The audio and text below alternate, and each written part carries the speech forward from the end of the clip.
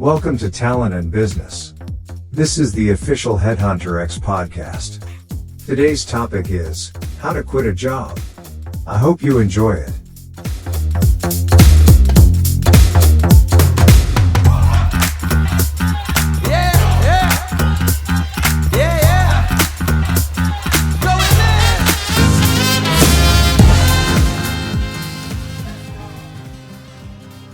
Quitting a job can be a difficult decision, but sometimes it's necessary to advance our careers or follow our personal priorities.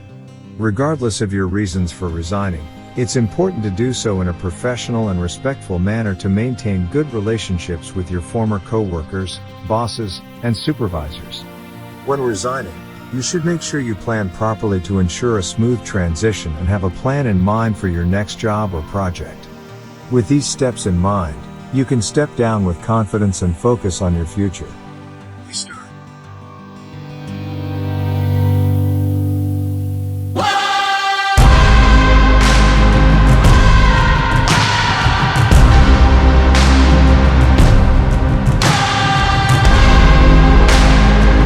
How to quit a job. 1. Tell your boss first. When it comes to delivering a message, don't let anyone come between you and your boss. You have to have control over how the news of your decision is going to be presented to him. Getting information to you any other way, through the rumor department or office politics, for example, is unprofessional and, frankly, offensive. The first important point to know about resigning from your job is to resign in person, if possible.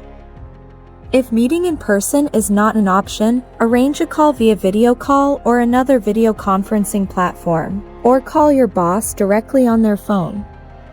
Sending an email is the last option, but it can be used if circumstances require it. Make sure you know what you are going to say regarding your resignation before you approach your boss. Even if you're leaving on good terms, the conversation will likely be awkward and difficult. You don't want to get stuck on words. At the same time, you want to be firm in your decision, and you must be prepared for any questions and objections your boss may bring into the conversation. How are you going to respond to a counter-offer? What if your boss asks you to reconsider your decision and to resume the conversation in a few days?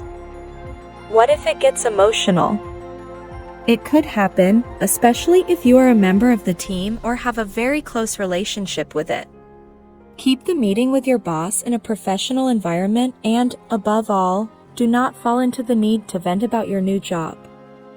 If you find it fun to imagine a dramatic exit, getting creative when you decide to quit your job is not recommended.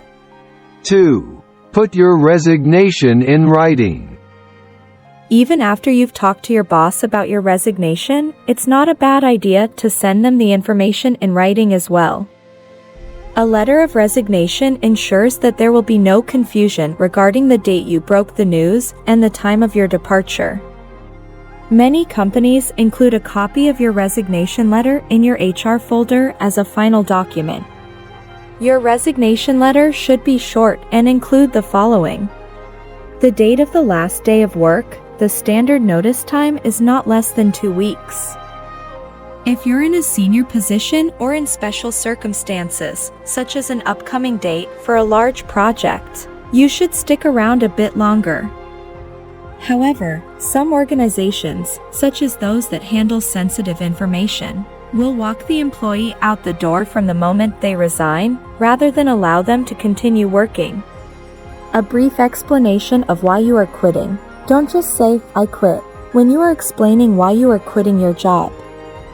It's okay to keep things general and say something like, "I have to leave because I'm taking a job at another company." You don't have to go into more detail than necessary, even if your boss pressures you for more information. If you are leaving a job that is not a good fit for you or because of problems you had with the company, keep the explanation out of the way before being negative. It is acceptable to say that you are resigning for personal reasons or to spend more time with family. A few words of thanks, even the most demanding jobs, have something to highlight. While a thank you is not required, it is a good way to be kind and extend thanks to the company that hired you and helped you for a while in your career. 3. Go for a strong ending. The last days in the company are not a time to slow down.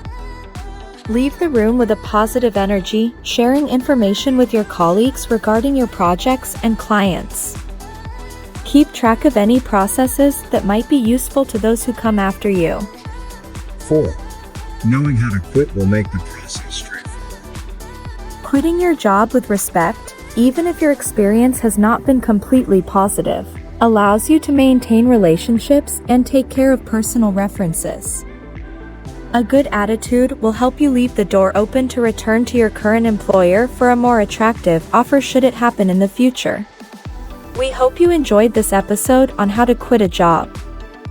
We have covered many important things to consider when making this decision, such as having a good reason to quit, planning properly, and being professional and respectful. We hope that you have learned something new and useful that you can apply in your own career. At Headhunter X, we are experts in executive selection. When it comes to hiring talent, it is imperative to understand that the world of work is changing.